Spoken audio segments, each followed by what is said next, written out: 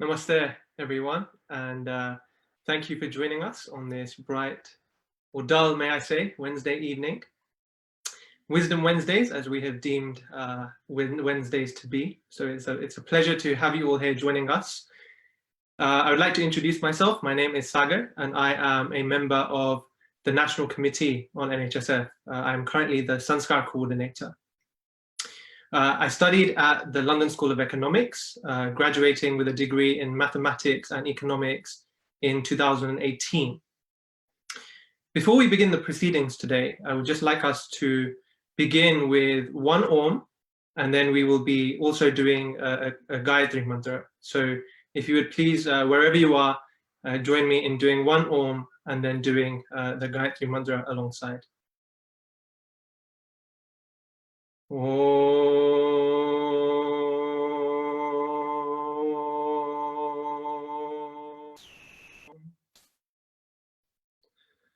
Om Bhur-Bhuhasvaha Tatsavitur Varenyam Bhargo Devasya Dhimahi Dhiyo Yo Nah Prachodayat.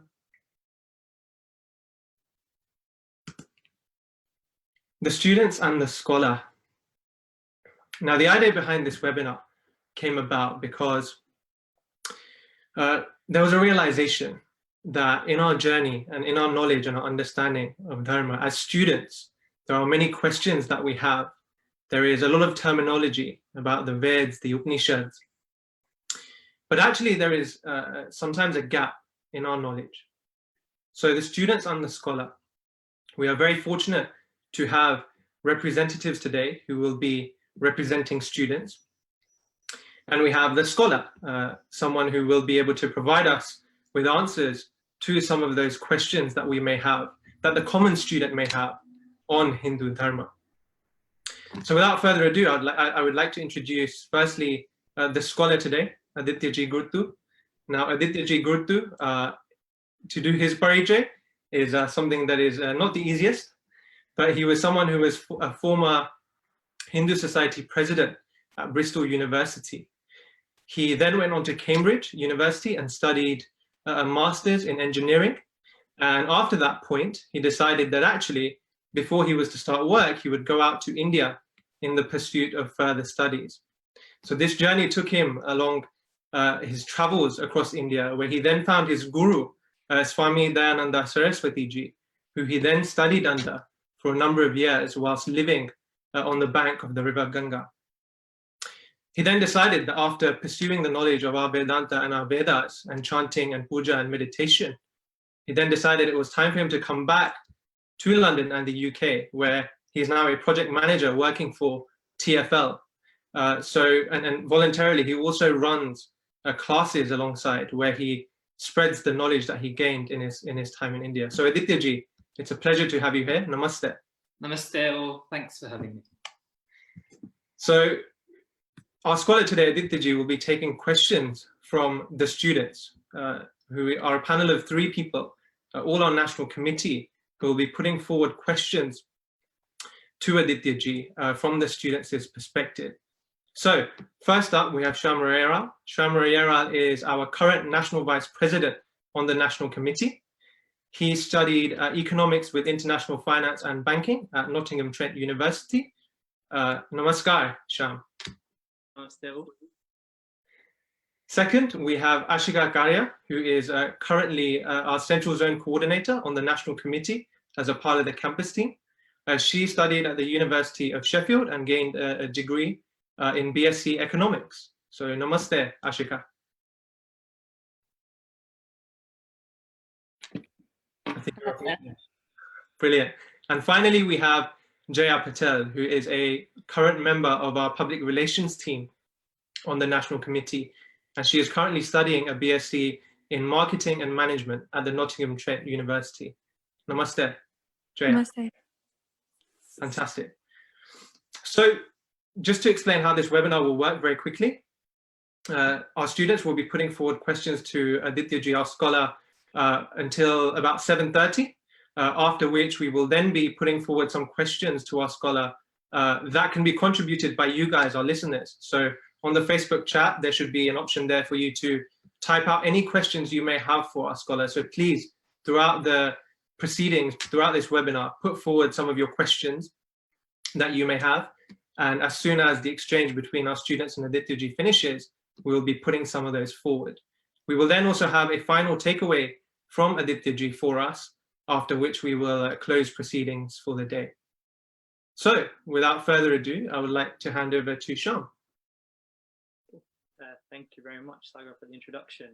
So looking back on my time at university, I met a lot of students from a lot of different backgrounds, a lot of different faiths, different religions. I often came across different students, which were Christian students or Muslim students, who used to talk about how the source of their teachings were their holy books, so the Bible, the Quran, and so forth. And it just made me think about, what is the base of our Hindu teaching? So you often hear the Gita referred to as our holy book, but then I've also heard about the Vedas, the Upanishads. So the first question I have to you, Adityaji, is what are all of these and what do they mean and how do they all fit in to this idea around our teachings or the source of our teachings? Yes, very good question. So I'd like to start answering that by quoting the answer given to your question by a great meditator from thousands of years ago called Yajnavalkya.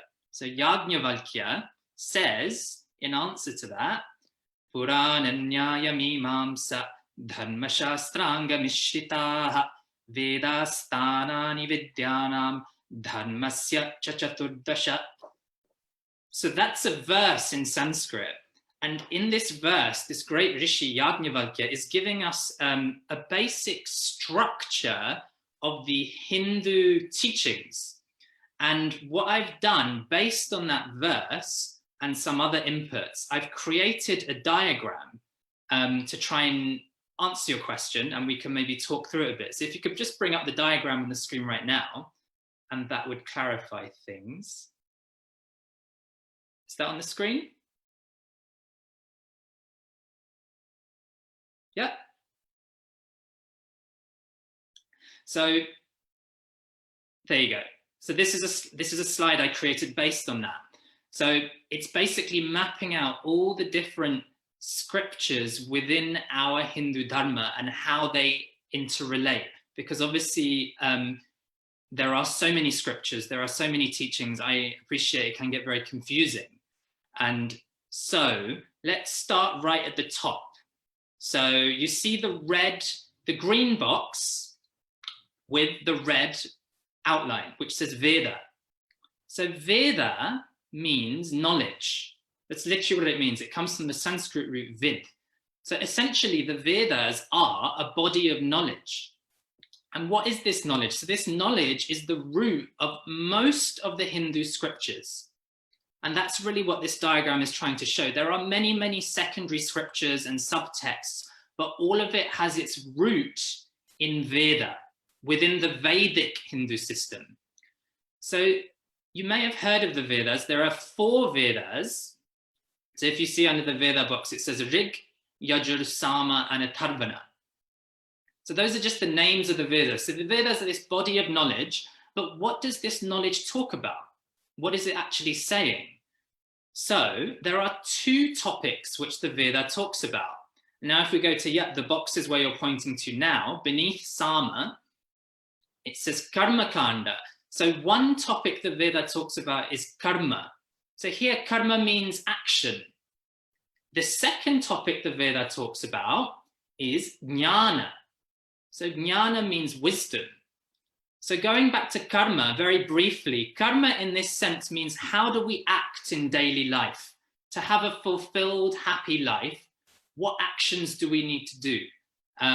So the Veda talks about many different rituals. So here karma generally relates to rituals actually. So rituals for health, for wealth, there are even rituals, we talk about rebirth. So there are many rituals which talk about if you do this particular ritual, you will get a very good, auspicious, happy rebirth. So many different rituals are prescribed within the Karma Kanda section of the Veda. So Karma Kanda, you can think of it like a chapter. It's a section of the Veda. The other section of the Veda, which is the Jnana Kanda, this is a little different because it doesn't deal with rituals. It deals with the deeper topics. For example, why am I here? What is my purpose in life? Where did this universe come from? Why is there so much suffering? Can I be free of this suffering? So these deeper sort of philosophical questions are dealt with within the Jnana section of the Veda. So do you see it's different from rituals? It's much deeper. So you've got these two broad sections of the Veda, Karma and Jnana. Now, in order to explain these two sections, and in order to unfold these two sections of the Veda, you have lots of secondary texts and secondary bodies of knowledge which can help us understand and unfold what the Veda is trying to say. And that's where, if you see the red dotted lines coming off the Veda, there are three. So on the right-hand side in the yellow box, if you see the red dotted line, yeah, that's it, where you're pointing, it says the 6 Veda Anga. So these are the limbs of the Veda. And there are various texts and disciplines of knowledge, which we'll talk about in a minute. On the left-hand side in the pink box with the red dotted line, we have Upaanga. So these are also secondary texts which help us to understand the Veda. And finally, in the blue box with the red dotted line, you have Upaveda. And these are texts which are unfolding various ideas and concepts that are hinted in the Veda. So can you see, obviously there's lots of detail in this diagram, but the basic structure is you have the Veda right at the core of everything, and you have those 3 branches which come off of it. So within this structure, we can link, all of those texts that you mentioned, we can have a look at and see how they all interlink. So hopefully that helped answer the question.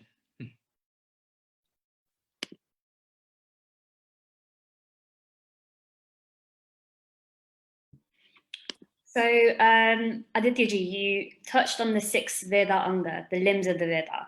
So what do we mean by the limbs of the Vedas and the Vedanga? Why are they considered the limbs? Yeah, so the reason they're called limbs, it's kind of like we have limbs, right? We have legs, we have arms, and our legs and arms help us do things. It helps us get around, it supports us. So in this sense, when we use the word limb, in Sanskrit, they call it an anga. So that's why it's called Veda Anga. So these limbs literally help us understand the Veda. So the problem with Veda is that it can be very poetic and quite cryptic. It's not easy. You can't just pick up a Veda and understand it so easily, unfortunately. But also that's the beauty of it. It's very poetic. So let's just briefly run through the 6 limbs. So you see the yellow boxes, that's what I'm referring to. So starting from the left, we have something called Shiksha. So Shiksha is Sanskrit phonetics. So obviously the Veda is in Sanskrit. The language of the Veda is Sanskrit. So if you want to understand the Veda, naturally you need to know Sanskrit.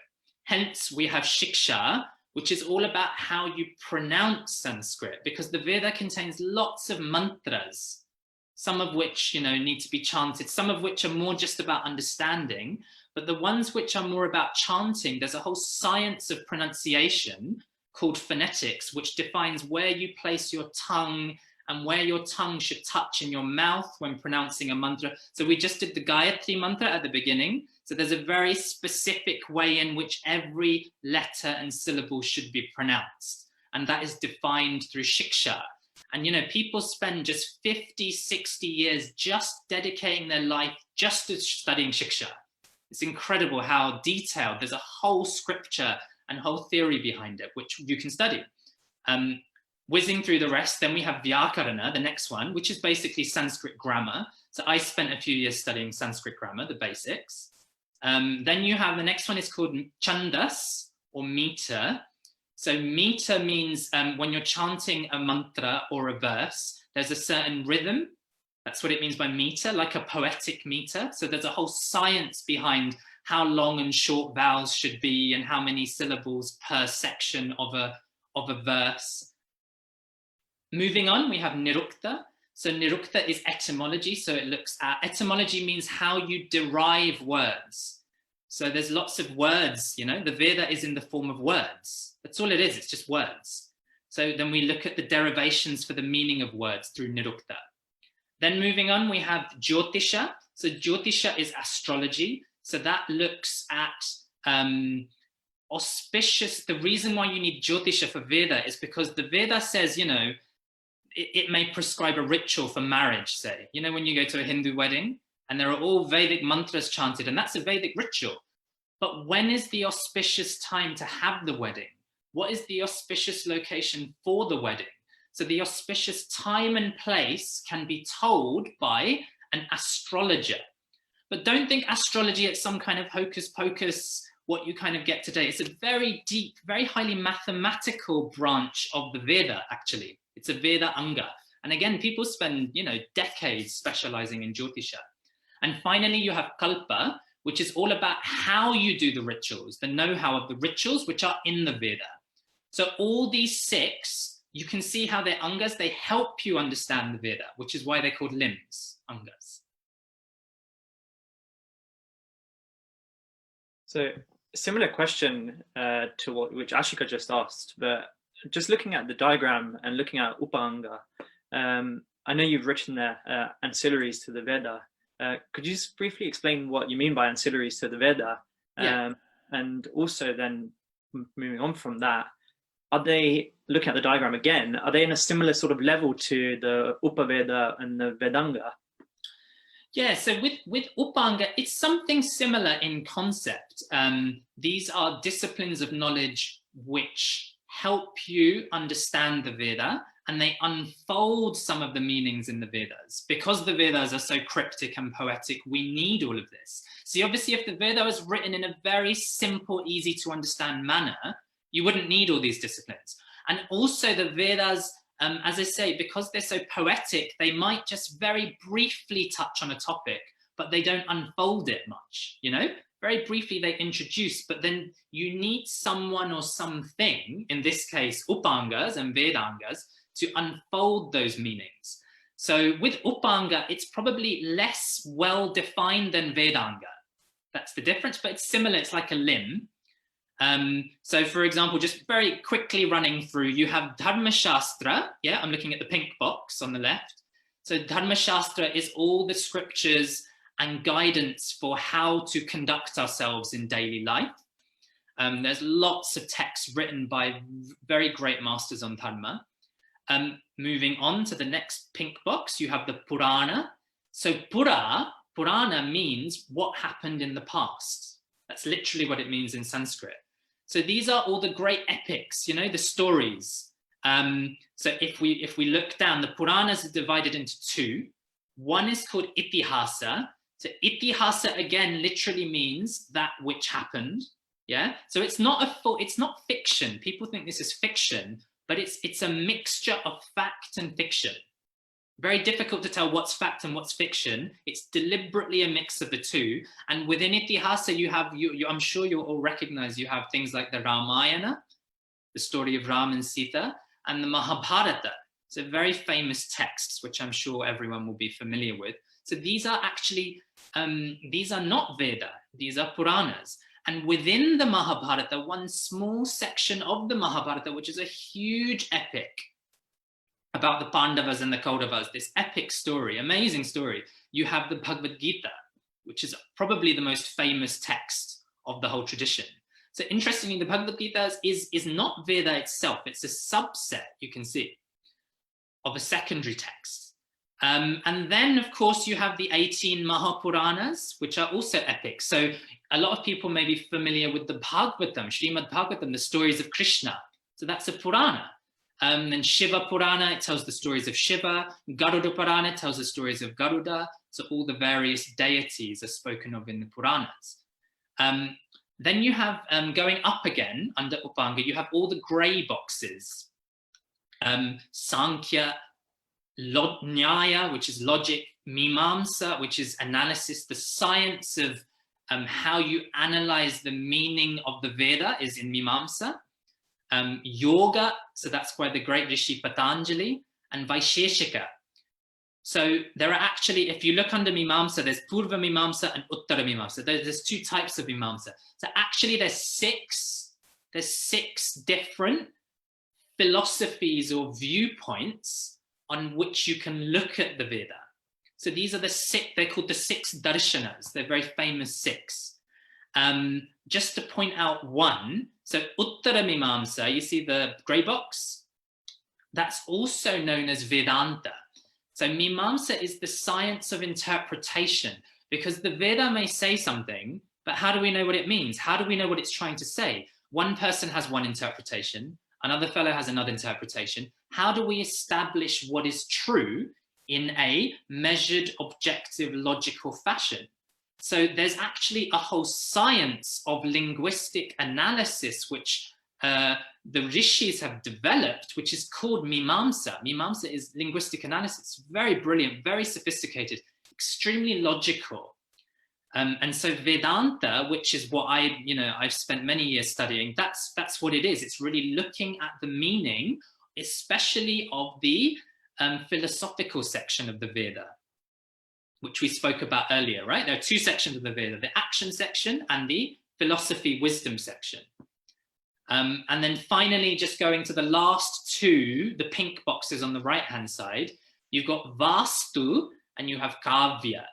So Vastu is about the art of sculpture and architecture. So temple sculptures and architectures and other forms of architecture. There's a whole discipline of knowledge. And Kavya is poetry. So that's a very, very quick overview.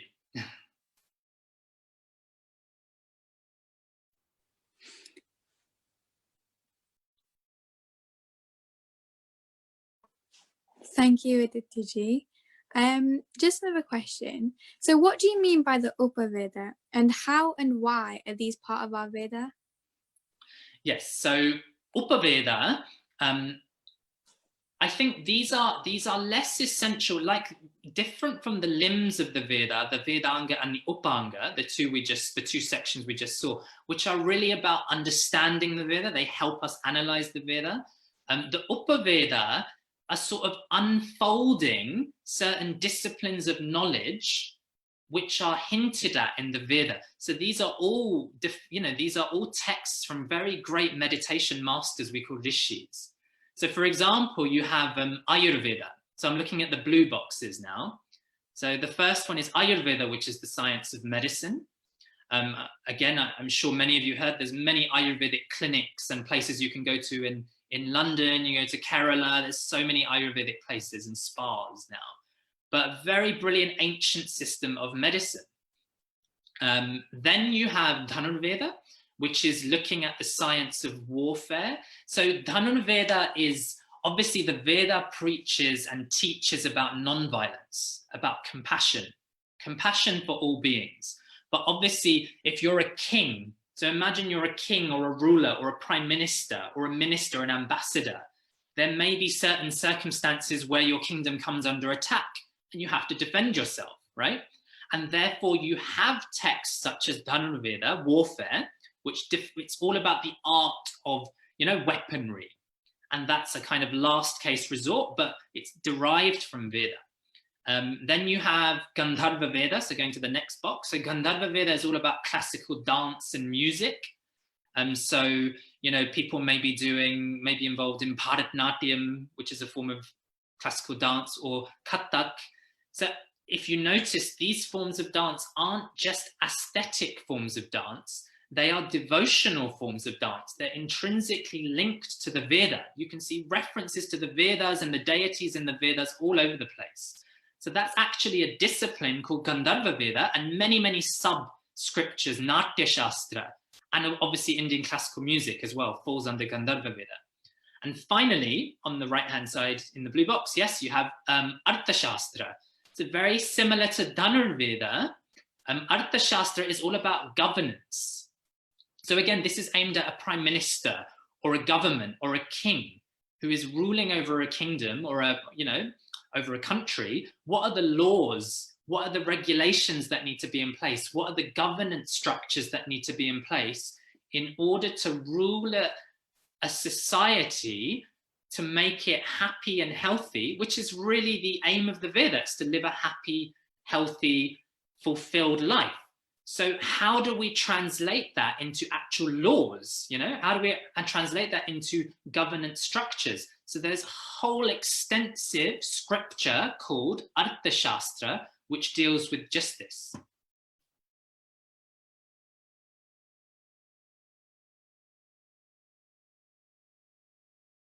Thank you, Adityaji. So how is it that these three branches, Upanga, Vedanga, Upaved, tie into the four Vedas, Rig, Yajur, Sama, and Atharvana? Yeah, so as I was saying, they either help us, they're kind of, you could think of them as prerequisites in a way. To say you want to study the Veda, you need to know Sanskrit, you need to know, meter, chandas, you need to know etymology, you need to know astrology. So these are like entry requirements in a way. Kind of like if you want to go to university, you need to get, you want to go to university and do accountancy, you need to have maths, you need to have another science, you need to have another subject. So there are minimum A-level requirements, say. So these are sort of prerequisite disciplines of knowledge. Similarly, if you want to study the Veda, you need to know the basics of how you interpret the sentences of the Veda, because it's so cryptic. Hence, we spoke about Mimamsa in the grey box. So these are kind of prerequisites which help us understand. And not only is it that, there are also disciplines of knowledge which unfold the meaning in more detail. And so it's both. It's kind of helping us understand and expanding upon the Veda. But the Veda is the core. That's the point here. It's all rooted in Veda. Veda is like the root of the whole thing. Thank you. Another question that I have is that why is the Bhagavad Gita of so much relevance to us, but is quite low down on the structure? Yes, it's interesting, isn't it? So the Bhagavad Gita is probably, it probably is the most famous text. When you talk about Hindu teachings, people will always think, oh yes, the Bhagavad Gita, that is our text. And rightly so, because it's a very special text. So the Bhagavad Gita, as you can see from this structure, it's not technically Veda. Yeah, it doesn't come within the Rig Veda, it doesn't come within the Yajur Veda, Sama Veda, or Atharvana Veda. But remember, the Veda deals with two main topics, as we see in the diagram. One is about actions, karma. How do I act in my daily life? What rituals do I need to do? What values should I have to live a good family life, a good work life, a healthy life, an emotionally fulfilled life? So that's one topic called the karma. And then the other topic was the wisdom part, the deeper questions about life and suffering and death and liberation.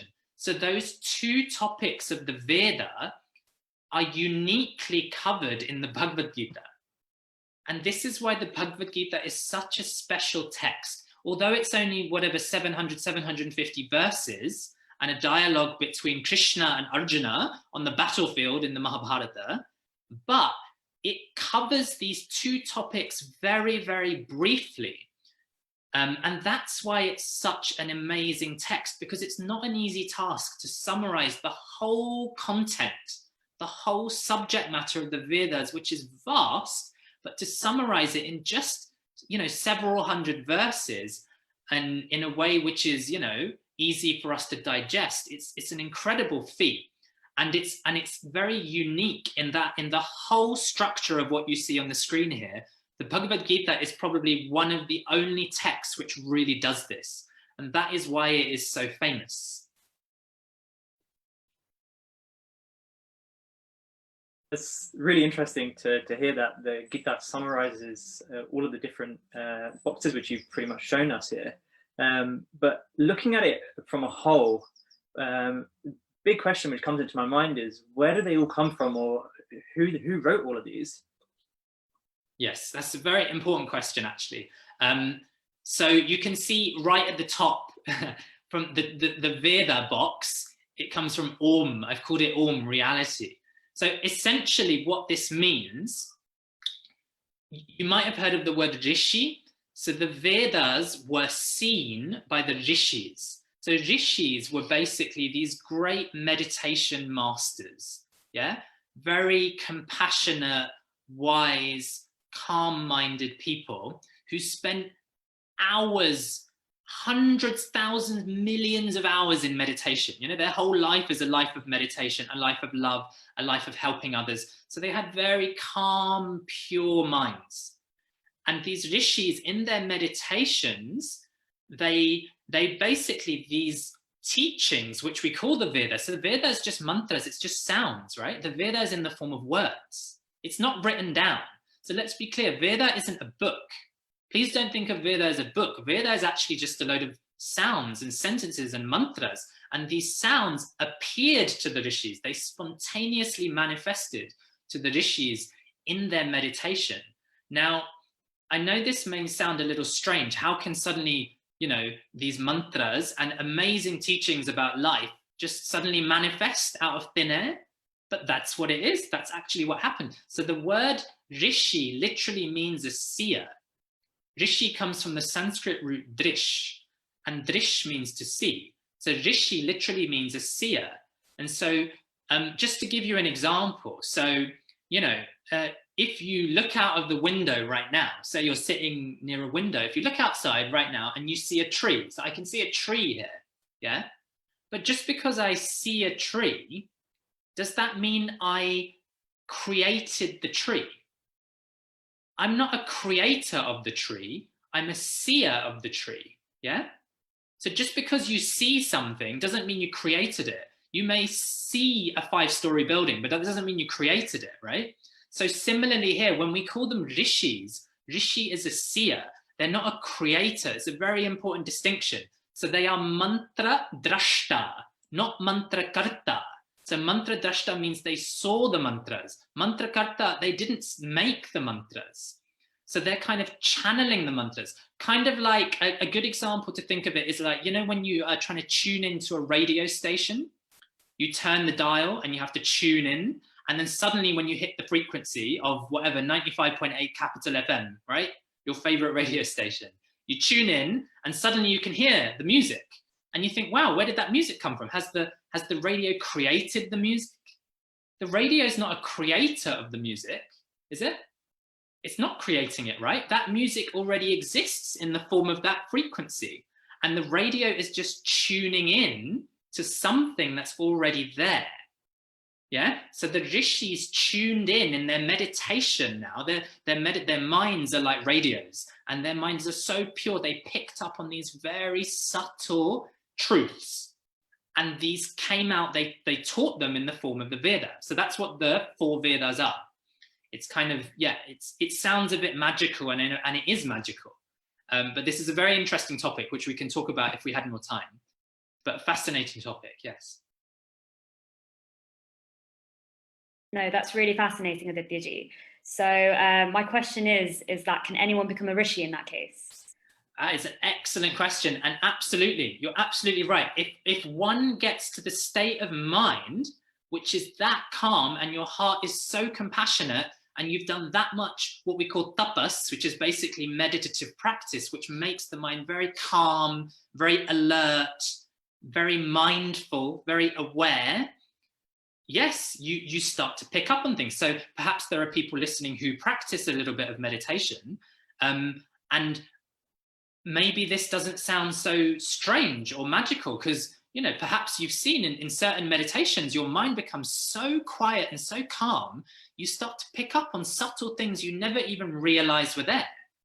Sometimes some very strange things, magical things sometimes. So you can imagine, you can kind of extrapolate. If you've had that experience, maybe just from 10 minutes of meditation, imagine you do hundreds, thousands of hours of meditation. Just extrapolate how calm, how sensitive, how alert your mind becomes. And you can imagine you start perceiving things which perhaps you've never perceived before. So you're absolutely right. Anyone can become a rishi in that sense. And there are still rishis today. You know, they're not very well known, but you still get great masters who, you know, they discover new teachings. So it's not that the Vedas are fixed. This is it. If you notice on the green boxes at the top of the diagram, that's why I've put next to the Veda, I've put Agama, I've put the Buddhist teachings, which are the Pali Canon and Mahayana Sutra. Then there are the Jain teachings, and there are many other rishis. There are so many rishis. There may be rishis today we don't even know about, you know? So definitely, and we should try to become rishis through meditation. Why not? That's what it's all about, right?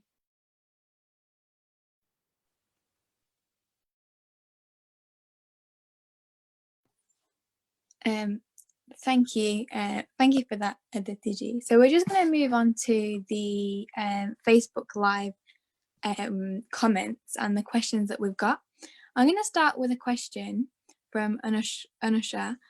And it was, in the event of conflict between subtexts and secondary interpretations, is there an ultimate or superior source of authority? Very, very good question. So this is a very interesting question, which is discussed in the grey box. You see the grey box, Mimamsa. This is what Mimamsa is about. It deals with this exact topic. How do we, as you say, there may be conflicting statements in different places, in different scriptures. How do we know which is true?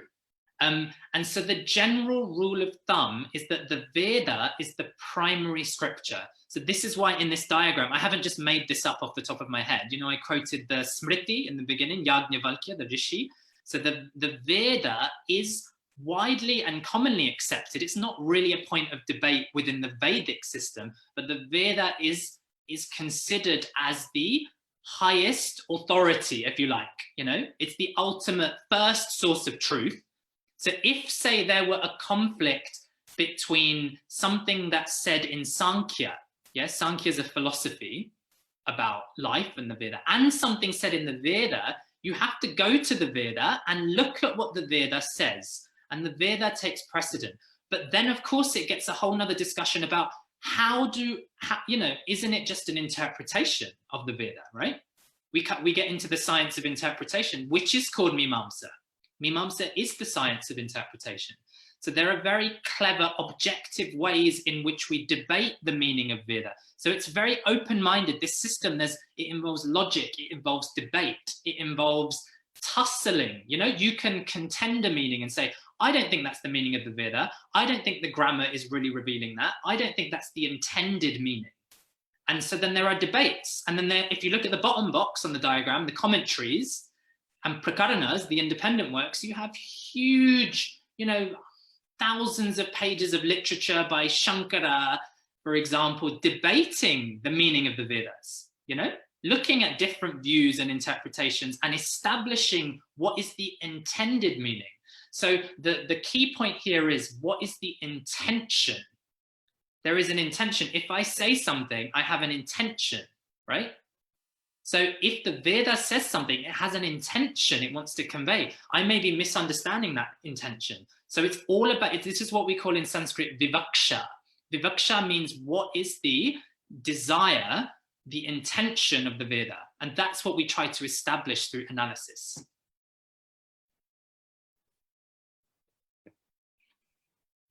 Thank you, Adityaji. So our next question comes from Bayal.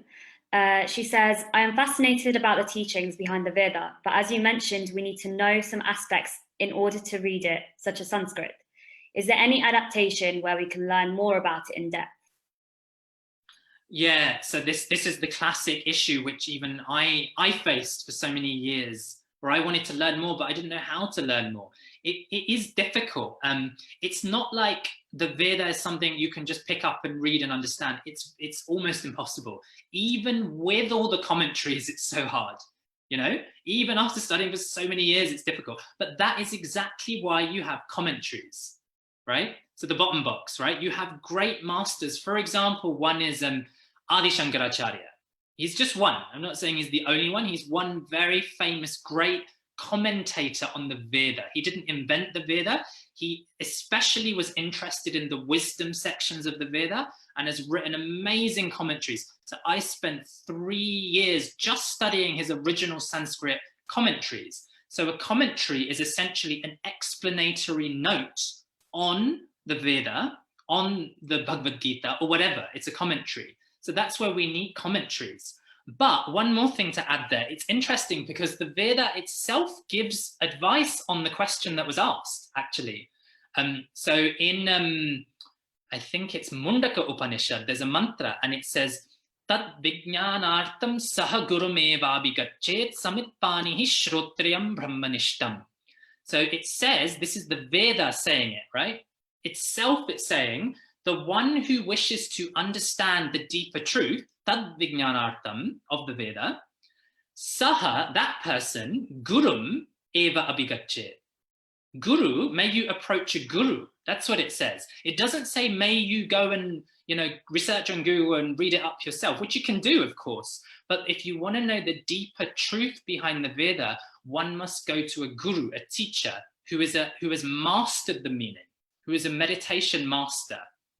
So really, if you have a guru, if you can find a teacher, a kind, loving, compassionate, wise teacher, which obviously is not easy, but that's the ideal, really. Rather than reading yourself, I suggest you go. That's what I did. I went to India, right? I went all the way to India after spending so many years here just to go and sit with a guru for 3 years full time, you know? So it's not easy, but, you know, we do have, like, you know, there are teachers around, I'm sure you come across. So if you can get access to teaching, that is the best thing. Thank you, Adityaji. So just to wrap up, bringing it really back to my original question, imagine like thinking about me being back on campus and interacting with those different students from different backgrounds who speak to me about their different teachings and their different texts. So bringing it back, if we were to summarize everything that we've been through over the last 40 minutes or so, how would I go back to answer this question about what is your go-to Hindu spiritual text or holy text based on everything that we've been through over the last 40 minutes? Yes. Yeah, I think there are two ways one could answer this. Very simply, if someone isn't sure or isn't confident of what, because often people come from various traditions which already look at various texts as primary, so then you probably wouldn't even ask the question. But Veda, one can say Veda. Veda is definitely the root, and why not? It's an amazing body of knowledge. Okay, maybe, of course, we need to learn more about the Veda. That's definitely something we should all be doing. But it's an incredibly deep, rich body of knowledge, which it's something, you know, we should be proud of as well. So definitely one can confidently say the Veda. However, I need to caveat that, because if you can see the green boxes on top again, it's not only Veda. And as the question was a very good question, which was asked earlier, couldn't anyone be a Rishi? Couldn't anyone discover a deeper truth and reveal some teachings? So very much, yes. And that's why another way of answering that question is that we could say that I follow the tradition of the Rishis. Do you see? Buddha was a Rishi. Yajnavalkya was a Rishi. All the masters who discovered all the Shaiva Tantras were Rishis. You know, Mahavir from the Jain tradition is a Rishi. They're all Rishis, right? They are all great meditation masters who've discovered a truth. So I kind of like that answer. I feel it covers everything, right? Just say we follow the tradition of the Rishis. And Rishi can be anyone. You can become a Rishi as well.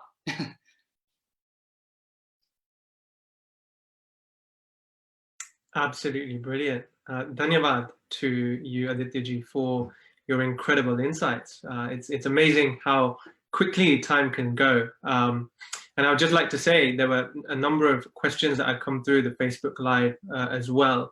And of course, we only had limited amount of time to cover a few. But there is some really good news. And the good news is that there will be a part 2 of the Students and the Scholar returning next week at the same time, Wednesday, 7 p.m. Wisdom Wednesdays as we theme the day. So please do join us again with Adityaji, who will be the scholar, and we'll be again having representatives from the students putting forward questions just like today on various on various questions about our dharma and our philosophies. So I'd just like to say dhanyavad to our students once again today, and also to Adityaji for a fantastic session. Just to also very quickly touch on some of the other activities that are going on along this time. We've got a distancing dharmically theme going on within NHSF right now. And the idea is to have different activities happening every single day that all of you can have access to. So please do feel free to join into these wherever you feel like. So tomorrow, in honor of World Dance Day, we have a live dance tutorial at 5 p.m. on Bharatanatyam and Kathak.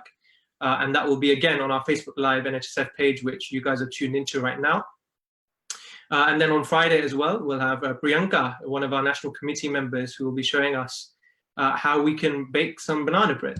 So please do join. And likewise, every single week, there'll be a program released of different activities happening every single day for us to remain connected, remain engaged. And of course, Wisdom Wednesdays next week, we'll return with part 2 of today's session, where we'll be building on the discussion today and hopefully taking some more questions from the Facebook Live that were unanswered today. So once again, I would just like to say dhanyavad to everyone for tuning in. Please do stay tuned. Namaste, and we'll be ending this stream with one Om. So after one Om, the stream will then end. And we look forward to seeing you all again, same place, same time, next week, and across all of our other activities happening across the week. Dhanyavad, Namaste, and Shubhratri. Om.